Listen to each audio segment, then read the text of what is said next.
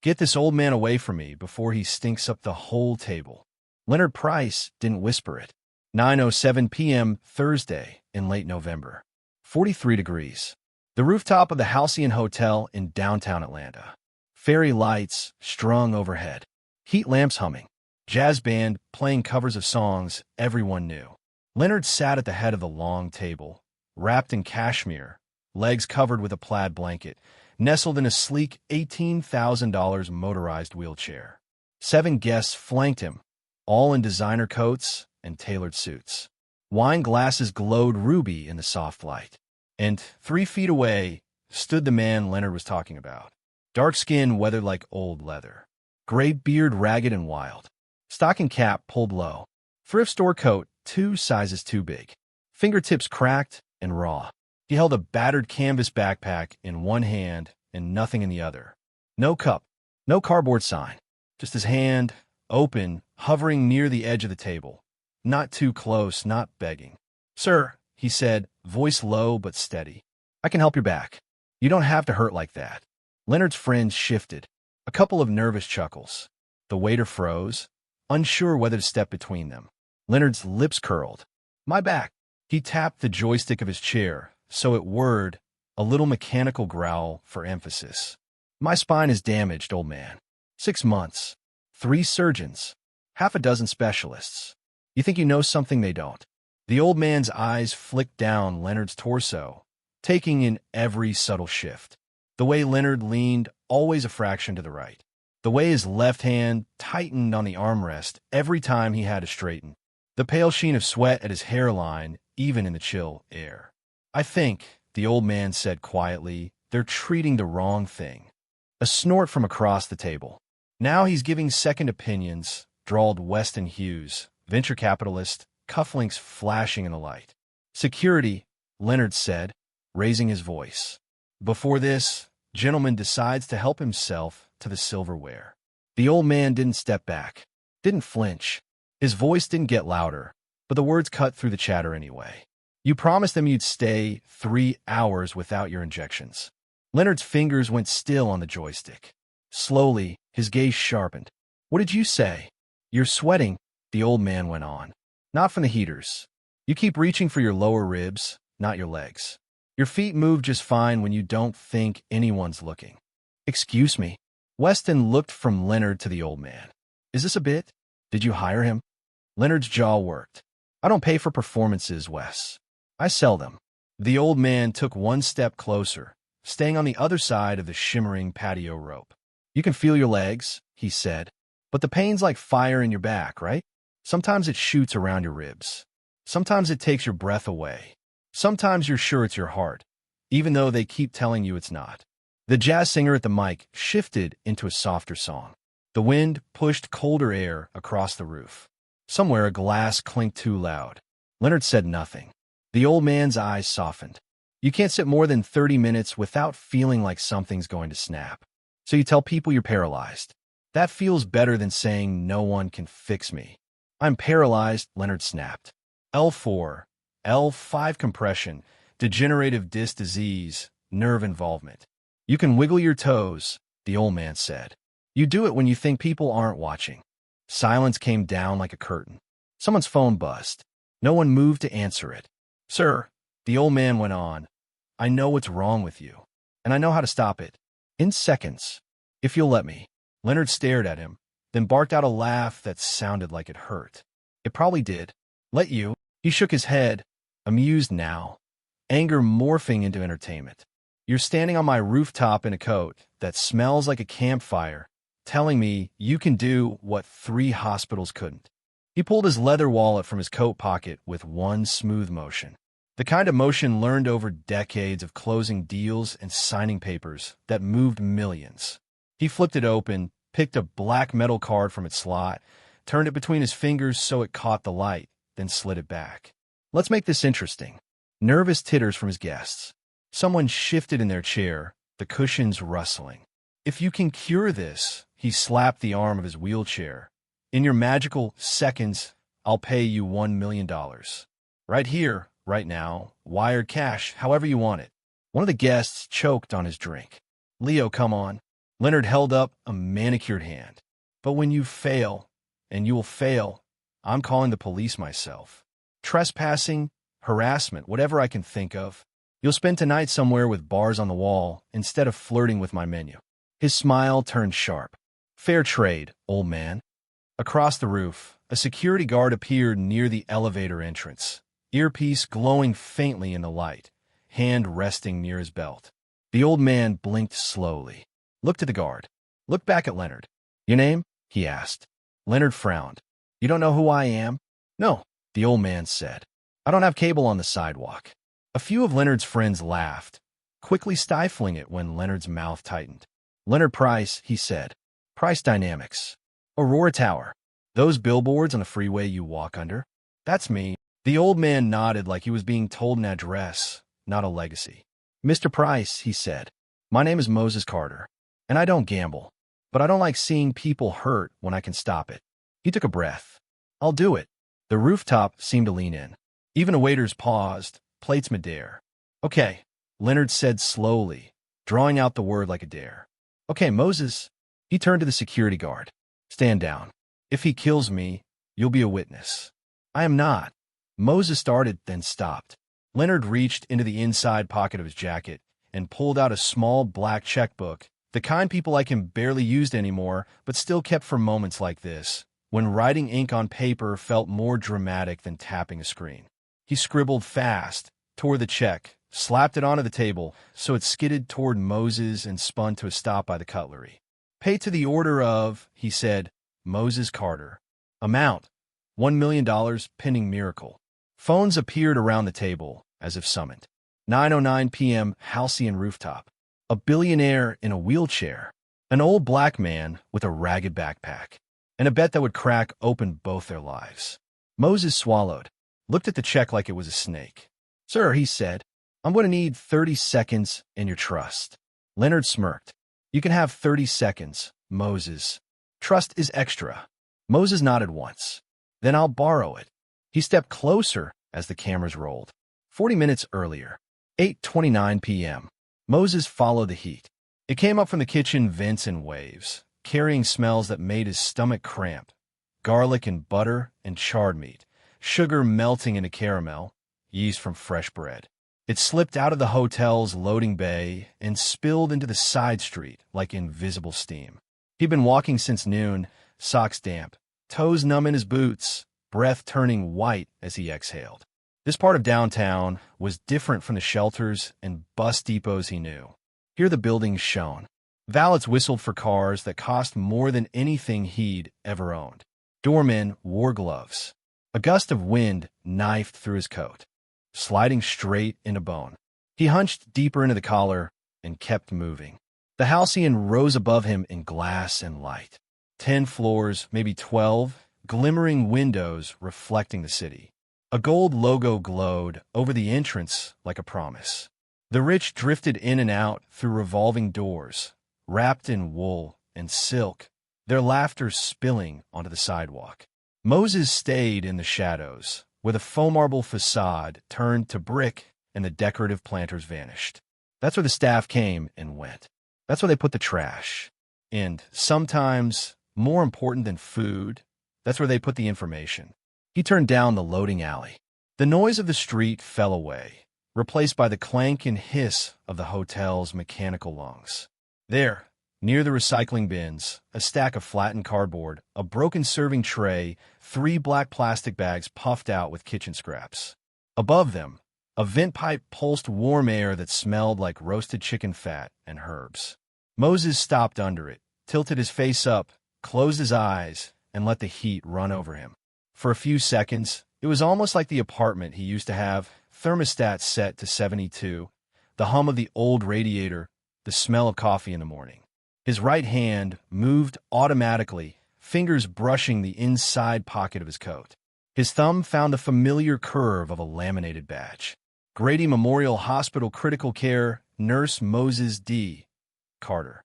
The photo was 12 years younger. Less gray, less hollow in the cheeks.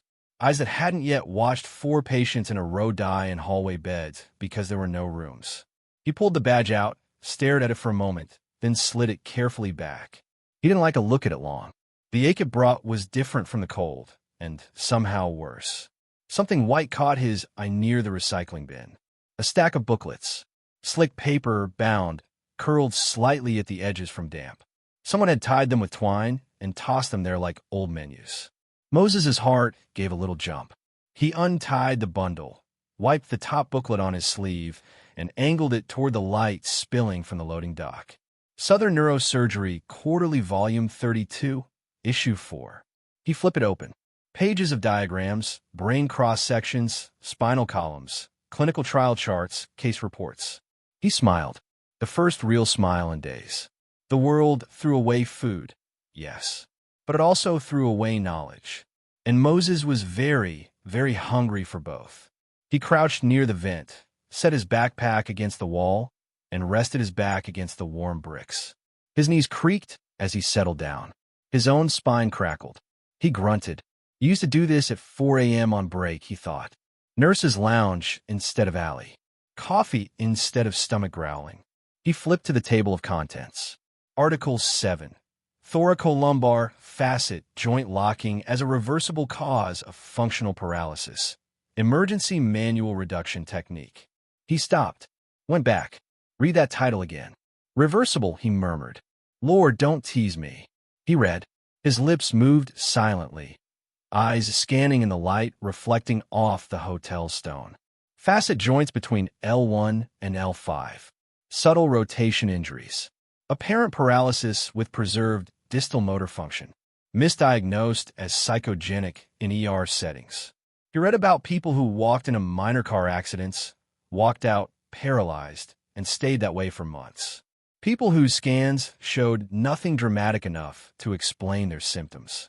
People dismissed, sent home, told the pain was in their heads.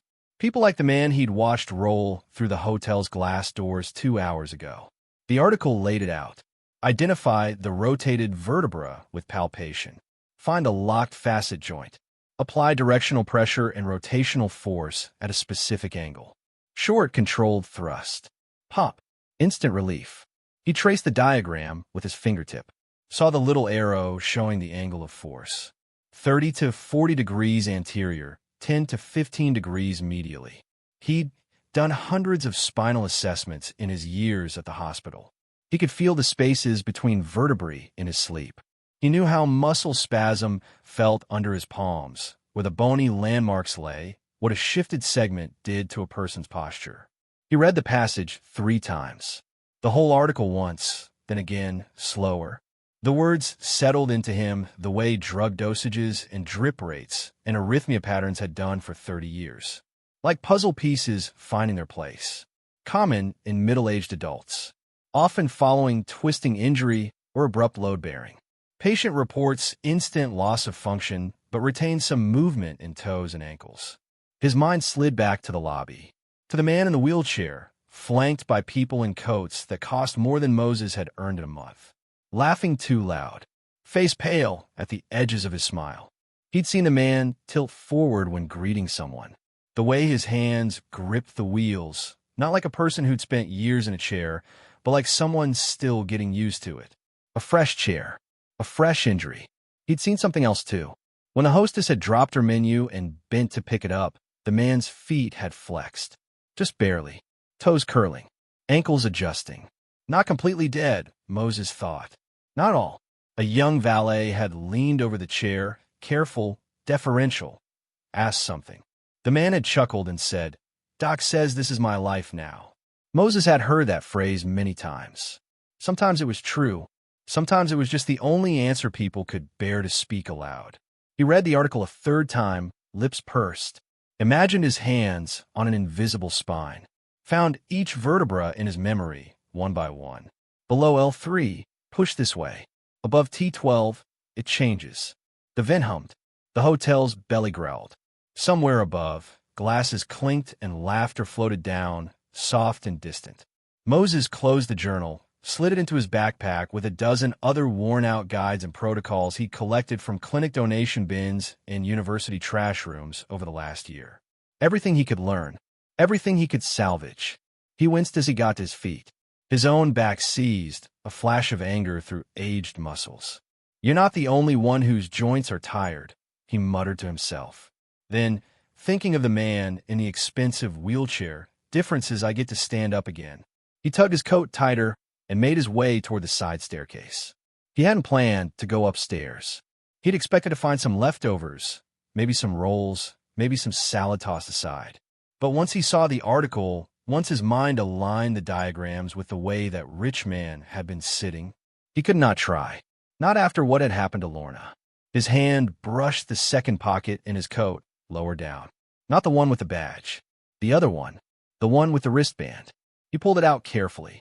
Hospital plastic gone cloudy with age.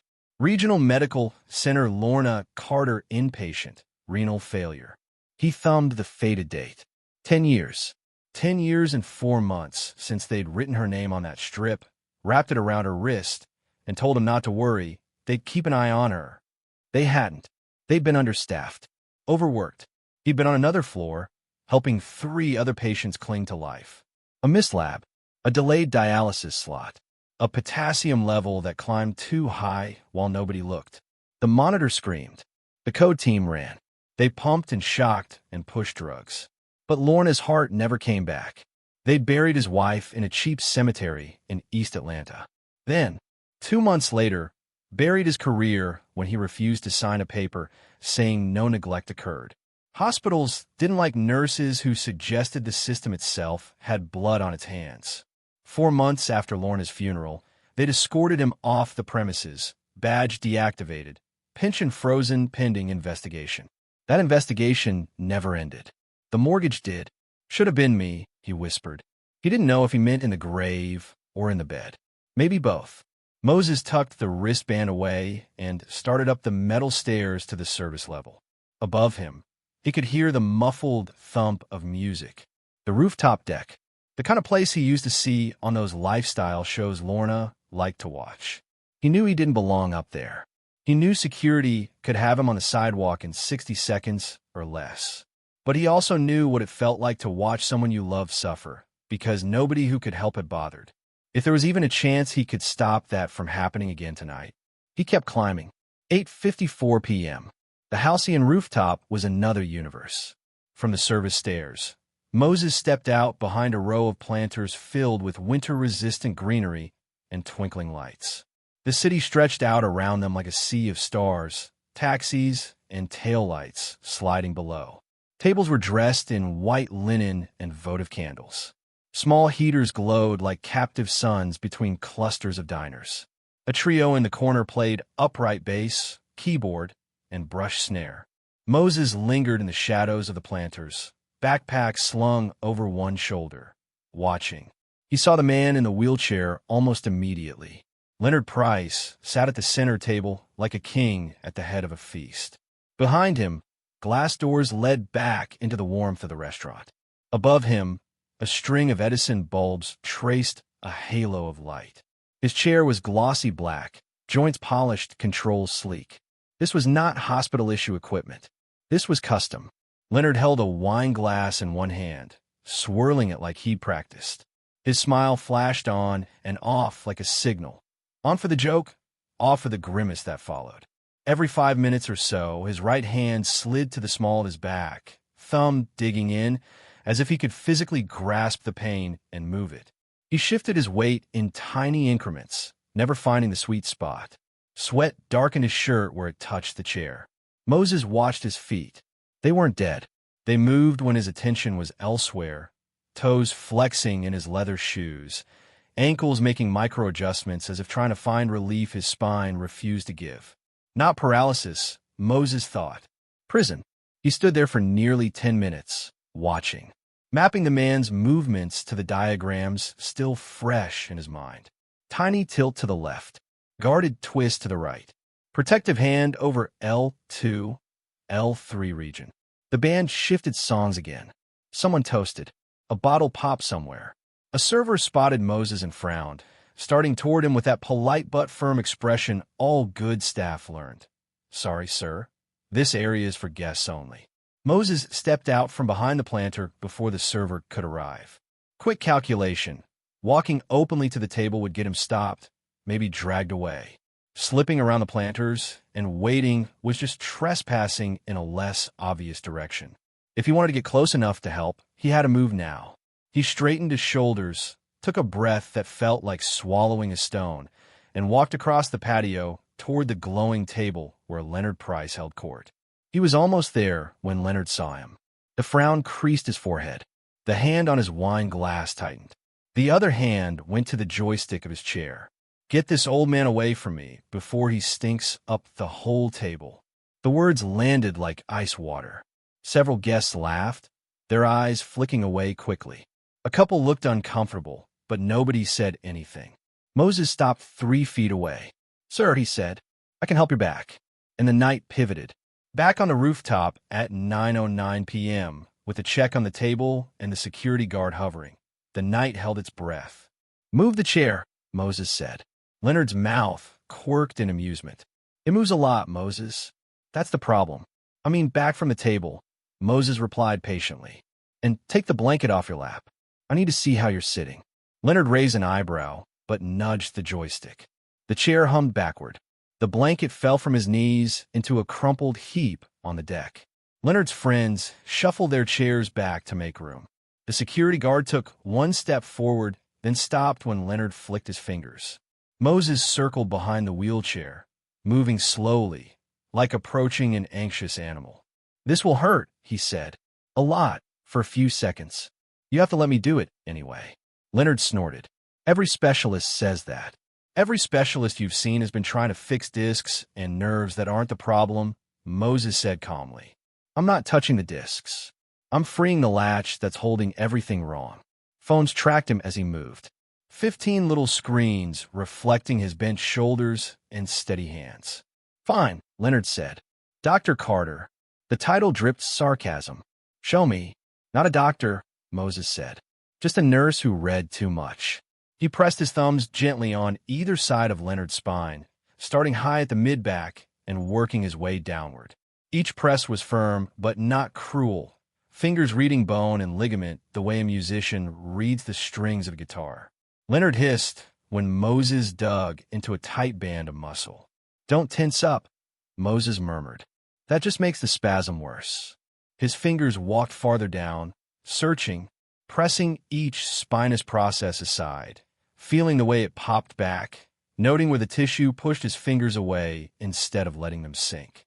There, just above Leonard's belt line, slightly off to the left, one segment didn't move like the others. The bone felt a fraction rotated, jammed against its neighbor. The soft tissue around it was rock hard. Moses pressed again and felt the way Leonard's whole body flinched. His left foot jerked. "L2," Moses whispered. "Facet lock." Leonard's breath had gone shallow. "Speak English," he snapped. Sweat beaded at his temples. "Part of your backbone is stuck like a rusty hinge," Moses said. Body locked everything around it to keep it stable. "Nerves hate it. That's why you feel fire instead of nothing." He drew an invisible line with his fingers, mapping the angle he'd need. The article's diagram was clear in his mind. The path from theory to touch felt as short as a single breath. "I'm about to move this joint," he said. "Fast and precise. If I do it wrong, nothing happens except more pain. If I do it right, you'll feel something change." Leonard twisted his head as far as he could to try to see him. "You've never done this before, have you?" "I've done plenty of spinal mobilizations," Moses replied. "Readjusted locked sacroiliacs, eased thoracic kinks. This exact maneuver." He hesitated for half a beat. "I learned it tonight, but matches everything I already know." Weston's voice cracked. "Leo, this is insane. Let him go. Wait for Morales tomorrow. She's got a whole team. This guy's going to—" "Shut up, Wes," Leonard said. His voice was hoarse. "I'm already in hell. He wants to rearrange the furniture." He swallowed, looked out over the city, the lights, the people moving below with lives that didn't hurt every second. "Do it," he said. Moses exhaled slowly. "Everybody," he said to the table, "count." "Count," someone repeated. Out loud, Moses said, 30 seconds. So I don't hold too long or let go too soon." "That's weirdly precise," muttered one guest. "Medicine is timing," Moses said. "And pressure." He placed his left hand on Leonard's right shoulder, anchoring. His right thumb pressed into the tight, not beside the locked joint. He angled his hand the way the article had described, 30 degrees forward, 15 inward, translating the printed arrow into muscle and bone. "Ready?" he asked. Leonard's knuckles were white on the armrests. "Just do it." Moses nodded. He pushed, not gently. He used his thumb as a lever, his whole arm as the engine. The locked joint resisted for a shattering second, and Leonard screamed through his teeth, a raw sound like a saw blade hitting metal. "One," someone shouted. "Two," another voice chimed in. "Three, 4, 5. The count rolled around the table, uneven numbers lining up with Moses's steady, unwavering pressure. He felt the joint under his thumb, the way it bucked, the way the muscle fought to stay locked. "Breathe," he murmured. "Don't fight it. Let go." 6, 7, 8. Leonard's whole body shook. Sweat rolled down his neck. His legs jerked, then went rigid. His teeth were bared, lips drawn back. "If you break me, Carter," he gasped, "I'm haunting you." 9, 10, 11. Moses ignored the jokes, the cameras, the way his own shoulder started to ache from the strain. All that existed now was bone under skin, a faulty hinge needing one clear shove. 12, 13, 14. On 15, he felt it. Not a sound at first, a shift, a subtle glide, like a drawer unsticking. Then, a split second later, a tiny pop. Deep, slick, half heard, half felt through his thumb. The resistance vanished. The muscle around the joint shuddered, then melted, fibers unclenching all at once. 16, 17. Leonard inhaled sharply, the sound punching through the rooftop. His back arched, then sagged. His legs jolted, toes flexing so hard his shoes scraped the deck. "Oh," he choked. Moses eased off, fingers feather-light now, smoothing over the area like closing a book. He stepped back. His heart beat in his ears. His hands shook. He tucked them into his sleeves so no one would see. "Move your feet," he said. The table held its breath. Leonard stared straight ahead, chest rising and falling, eyes wide. "Move your feet," Moses repeated softly. "Don't think. Just try." Leonard's toes curled. Once. Twice. He stared down at them as if he'd never seen his shoes before. He rolled his ankles. No lag. No glitch. Just movement, fluid and easy, like someone had unplugged the static humming through his nerves. "What did you?" He swallowed. "What did you do?" "Stand up," Moses said. The rooftop buzzed with 100 panicked thoughts. Stand up? The man hadn't done that without a hoist in months. You didn't tell someone with a spinal injury to just stand. "You're out of your mind," Weston hissed. Leonard wasn't listening. His hands hovered above the armrests, fingers trembling. "You won't fall," Moses said. "Your legs remember." Leonard's face flickered. Fear, hope, denial, fury, then hardened with something else. Defiance. His hands pressed down. Muscles along his arms tightened. The wheelchair creaked as weight shifted. The joints in his knees unlocked with a small, audible click. He rose.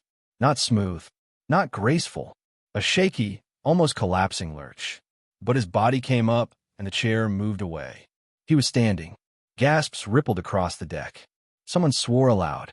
The jazz band stumbled to a stop, the last note hanging in the air unfinished. Leonard grabbed the back of his wheelchair for balance, staring down at his legs like they belonged to someone else. He bent one knee, straightened it, then the other. Pain still flickered across his face, but it was different. Not the crushing, electrified agony from minutes ago. Just the ache of muscles waking up. "My back," he whispered. It doesn't feel like knives." He took one step. His right foot landed solidly on the deck. His left followed. The blanket lay abandoned between him and his chair, a rumpled, empty thing. The table exploded. People shouted, laughed, sobbed. A woman near the far heater cried openly, hand over her mouth. Some guests stood on their chairs for a better view, phones held high. The security guard stared, frozen between duty and awe. Leonard turned to Moses slowly, the city lights painting his face in gold and shadow. "What did you do?" he asked again, voice raw. "Unlocked what was stuck," Moses said. "And the pain, It'll come back some, Moses admitted. You've been moving wrong for months. The muscles have to relearn. You'll need a specialist who actually understands facet joints, not just MRIs. But this, he nodded at Leonard's legs, this isn't gone. It was trapped. Leonard looked down at the check, still lying on the table, ink glistening under the heaters. Then he looked at Moses. Really looked. Not at the frayed coat or the cracked hands. Not at the gray in his beard or the scuffs on his boots. But at his eyes. Eyes that had watched suffering. Eyes that had lived through it. Eyes that had seen something in Leonard no one else had. Moses, he said quietly. Yes, sir. The bet. He gestured at the check. You won. Moses swallowed. The numbers on the paper felt like heat against his skin. He hadn't touched it yet. Leonard picked up the check and held it toward him with both hands, like an offering. Take it, he said. Moses didn't move. You earned this, Leonard insisted. 3 surgeons said I'd never stand without fusion. You stood me up in under a minute with your thumbs. It wasn't my thumbs, Moses said. It was knowing where to push. And knowing matters more than money, Mr. Price. Leonard frowned. You don't want $1 million. Moses's fingers clenched in his sleeves. $1 million was food and walls and warmth and a future. It was never again choosing between shoes and a prescription. Never again sleeping under an overpass and hoping the rain didn't come too hard. He thought of Lorna, of their tiny apartment and the way she'd once held his hand in the grocery store and said, Look at us, Mo. We made it. He thought of being walked out of the hospital with his badge turned off and his voice ignored. He thought of the way people in scrubs had looked away from him in the hall. The money would fix his life, but it wouldn't fix the thing that had broken it. He shook his head slowly. No, he said. The rooftop went silent again. Leonard blinked. What do you mean, no? I didn't come up here to get rich, Moses said. I came because I know what it is to hurt, while people who can help don't. I'm tired of watching that happen. His voice didn't rise, but filled the space. The city noise below faded to a hum. I don't want your money, he said softly. I want you. That sent a ripple of shock around the table. Weston choked on his drink again. A woman at the end of the table actually dropped her fork. Leonard blinked twice. Excuse me. I want your word, Moses clarified. Your name. Your power. I want you to put those things on the line the way I put my hands on your back. I want you to use what you have to change more than one man's night. Leonard stared at him. You're asking, he said slowly, for a favor instead of fortune. I'm asking for something you can't bounce, Moses said. He gestured at the check. Money runs out. Promises with teeth don't. The rooftop doors banged open. A woman in a navy blazer and television makeup rushed out, followed by a man lugging a camera. A mic flag with a local news logo bobbed in front of her as she weaved through the tables. Mr. Price, she called breathlessly. Channel 9. We're live right now. Social media is exploding. Did this man really, she pointed at Moses, did he really just fix your back? The camera swung from Leonard, standing without his chair, to Moses in his ragged coat. The red light blinked.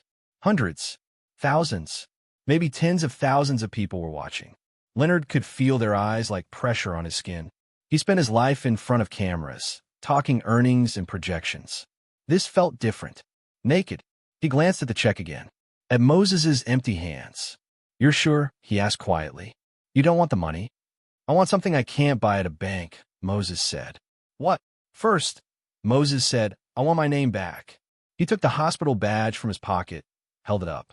The camera zoomed in. This says I'm still under investigation, he said. That word follows me everywhere. Keeps me from working, from renting, from being more than a man walking in circles so he doesn't freeze. I want it cleared. Officially. You have lawyers, I bet. Leonard's jaw flexed. That's possible, he said slowly. What else? Second, Moses went on. I want to work again. Not flipping burgers. Doing what I know. I want in somewhere that treats poor folks and rich folks the same. Doesn't shove the ones without insurance into the hallway and forget their people. He looked Leonard dead in the eye, more steady now than he'd been all night. I want to help build that place, he said. Where nobody's wife dies because a lab sat on a fax machine. Where nobody leaves in a wheelchair because somebody refused to read a new journal article. The Channel 9 reporter's grip tightened on her mic. This was better than anything she'd hoped for when the assignment editor had yelled, "Get to the halcyon now," 20 minutes ago. Leonard looked from Moses to the cameras to his friends, all of whom suddenly seemed very interested in their napkins. He thought of the past 6 months.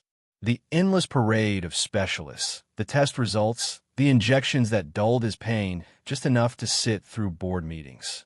The quiet moments alone in his penthouse, where he considered how easy it would be to lean just a little too far over the balcony. He thought of the 3 sentences Moses had said that cut straight through all of it. "You can feel your legs. They're treating the wrong thing. I can stop it." He was a man who built companies, who bought and sold skyscrapers, who had an entire floor downtown full of people whose job was to tell him he was right. He'd just been proved very, very wrong. And, somehow, it didn't feel like humiliation. It felt like oxygen. He folded the check in half, then in half again. Everyone leaned in, waiting for him to shove it into Moses's pocket anyway. Instead, he tore it down the middle, then again and again, until blue confetti fluttered down onto the tablecloth. Gasps. "What are you doing?" Weston sputtered. "Leo." Leonard ignored him. He stepped around his chair, around his own wheeled monument to despair, and stopped in front of Moses. For the first time, they stood eye level. "I'll do it," he said. Moses blinked. All of it," Leonard said. "We clear your name. We get you working again. And we build something that doesn't let people fall through cracks big enough to bury a city." The reporter leaned in. "Mr. Price, are you saying on live television that?" "Yes," Leonard said, turning so the camera caught his face full on. "Yes, I am. My name is Leonard Price. 6 hours ago, a man in a coat I wouldn't have let near my car fixed something my doctors missed. I made a stupid, ugly bet. He won, and instead of taking my money, he asked me to be better." He pointed directly at the lens. "So I'm going to be better," he said.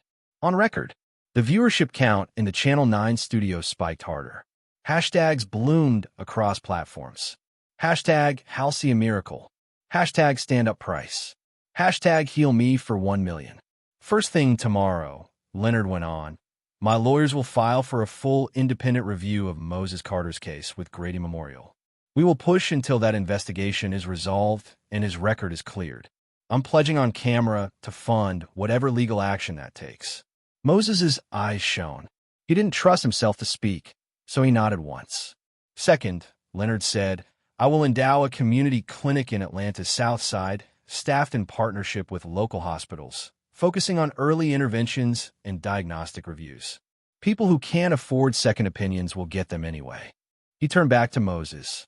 "And you," he said, "are going to be its first hire, in whatever role the medical board will allow, and beyond that, as long as there's a job that lets you lay hands on patients and read every journal they throw away." Moses exhaled like he'd been punched. "You serious?" he whispered. "As serious as a locked spinal joint," Leonard said. The joke was weak, but the rooftop laughed anyway, needing the release. Moses did something then that he hadn't done in a decade. He allowed himself to hope without immediately crushing it under the weight of reality. The Channel 9 reporter turned to the camera, breathless. "You heard it here first," she said. "A rooftop miracle, a billionaire on his feet, and a promise that might change more than one life. Back to you in the studio." The red light on the camera blinked off. But the internet didn't. 2.5 hours later, at 11:43 p.m., Moses lay on a bed for the first time in months. Not a cot in a shelter gym. Not a plastic chair half reclined in a waiting room. A bed. The guest room of a midtown apartment Leonard had insisted he use for a few nights while they sorted things out. Clean sheets. A door that locked. A bathroom all to himself. A small lamp casting warm light over the room. His backpack sat by the foot of the bed, open. The Southern Neurosurgery Quarterly lay on top, its pages fanned like wings. Moses reached into his coat one more time and pulled out the hospital wristband with Lorna's name. He set it gently on the nightstand. "Looks like you got me inside again, baby," he whispered. Rain pattered lightly against the window. Far below, sirens wailed and faded. The city turned in its sleep. Moses stared at the ceiling, exhausted beyond words, but his mind crackled with 100 new connections. The maneuver, the clinic, The way Leonard had looked at him when he said, "I'll do it." "You better do it," he murmured. "Because if you don't—" He smiled, eyes closing. "I still know where your facet joints are." He fell asleep to the sound of a city that, for the first time in years, felt like it might have room for him again. 3 months later, a banner hung over a renovated brick building on a corner in South Atlanta. The Lorna Carter Community Diagnostic Center. Underneath, in smaller letters, founded by the Price Foundation, in partnership with Grady Memorial Hospital. On opening day, the line wrapped around the block. People who worked 2 jobs and still couldn't afford copays. People whose chronic pain had been explained away as stress or weight. People who'd been told, if it's still bothering you in 6 months, come back. Inside, the clinic buzzed. Exam rooms freshly painted. Monitors blinking. A small imaging suite hummed softly at the back, paid for by a zero-line item miscellaneous equipment donation from Price Dynamics corporate budget. In the central hallway, a bulletin board held laminated printouts of medical articles. Some were brand new. Some were older, rescued from recycling bins. All had colored tabs and underlines. At the board stood Moses with a group of young residents, tracing a diagram with his fingertip. "Facet joints," he said, "are like the door hinges of your spine. You can oil them with meds and heat all day, but if the screw's jammed and wrong, you straighten the screw." One of the residents finished, grinning. Moses smiled back. Exactly. He still wore his old coat sometimes, out of habit, but now had a badge clipped to it again.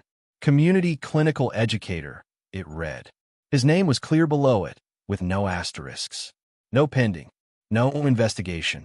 They'd fought for that. Leonard's lawyers, a pro bono group who'd seen the Channel 9 clip and decided this was a cause worth late nights. And Moses himself, telling the story of Lorna's last hours in excruciating detail to a panel of strangers in suits. In the end, the board had concluded what everyone in the room already knew. The system had failed, not Moses. His record was cleared. His pension reinstated. An apology letter arrived in the mail, signed by a hospital administrator who couldn't look him in the eye when they passed in the hallway.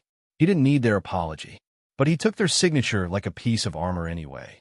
Down the hall, a familiar voice echoed. "M.O., they're ready for you in room 3. Leonard stepped into view, wearing jeans and a button-down for once instead of a suit. No wheelchair, no cane, just a slight hitch in his step when he was tired, a souvenir he'd happily accept in exchange for the constant agony that used to live in his back. "You walking straight today?" Moses called. "Straighter than my balance sheet," Leonard replied. "You?" "Old," Moses grunted, "but upright." They grinned at each other, the easy warmth of people who'd been through something strange together and come out the other side changed. "How's the foundation board?" Moses asked. "Grumpy," Leonard said. "They like checks better than clinics. But I reminded them people with healthy spines make better customers." That helped. He waved a hand. "Room 3. You don't want to keep Mrs. Gutierrez waiting. She brought empanadas." Moses's eyes lit up. "I'm on my way." He turned back to the residents. "See," he said, "diagnostics and snacks.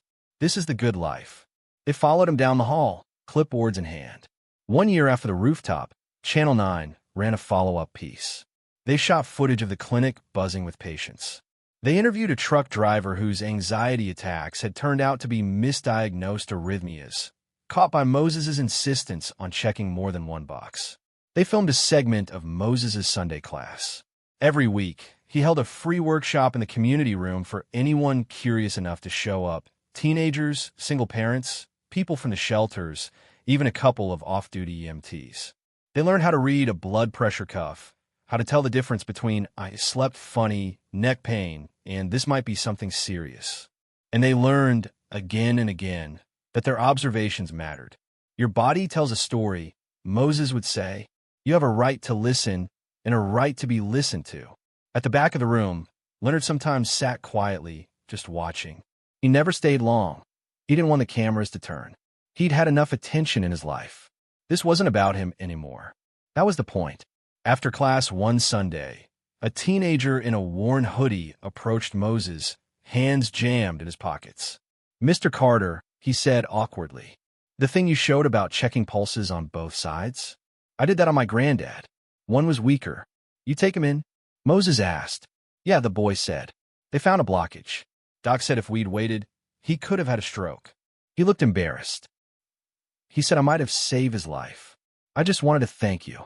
Moses swallowed hard. His eyes stung. You did that, he said. Not me. You paid attention. That's the whole trick. The boy smiled, awkward but proud, and ducked away. Leonard stepped out from his corner, face soft. Looks like your seconds keep multiplying, he said. Moses chuckled. You were the one with the millions, he said, but I think I got the better interest rate. They walked out together into the late afternoon. The sky over Atlanta was streaked with gold and pink. Kids rode bikes in the parking lot, chalk lines turning it into a racetrack. A bus pulled up across the street, brakes hissing, and spilled out tired workers who glanced at the clinic sign with something like relief. Do you ever miss it?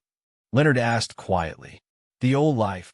Moses thought of the long hospital shifts, of the apartment he'd shared with Lorna, the coffee, the television shows, the arguments over which sofa to buy. Then he thought of the alley behind the halcyon, the vent heat, the abandoned journals. The rooftop, the seconds when bone moved under his thumb and a man's future changed direction. I miss her, he said simply. I miss what we were. But this, he gestured toward the clinic, feels like the closest thing to making that mean something. Leonard nodded slowly. He'd spent most of his life measuring worth in profit margins and quarterly growth. Lately, he'd started keeping a different ledger in his head. People who walked out of the clinic standing taller than they came in. Faces that looked less afraid. He liked the numbers on that one better. How's your back today? Moses asked, breaking the quiet. Leonard rolled his shoulders. Strong. Annoyed sometimes, but I can run up the stairs if I need to. Don't show off, Moses said. You'll just end up back on my table. Promises, promises, Leonard replied. They both laughed. Across the street, a little girl held her mother's hand, staring at the clinic sign with wide eyes. Is that where they fix people? She asked. Her mother nodded. Sometimes, baby. Sometimes that's where they listen until they figure out how. Moses watched them go inside. He remembered cold November air, a rooftop deck, the sharp sound of a joint unlocking. He remembered a man in an expensive wheelchair, calling him names that hurt in all the old familiar ways. He remembered that same man tearing up $1 million check and, in its place, offering something far more terrifying and far more precious, a public promise to be better. Some miracles took the form of sudden, impossible movements. Others took the form of consistent, stubborn follow-through. Both, Moses had learned, started the same way, with someone willing to say, I can help you, and someone else, just once, willing to answer, okay.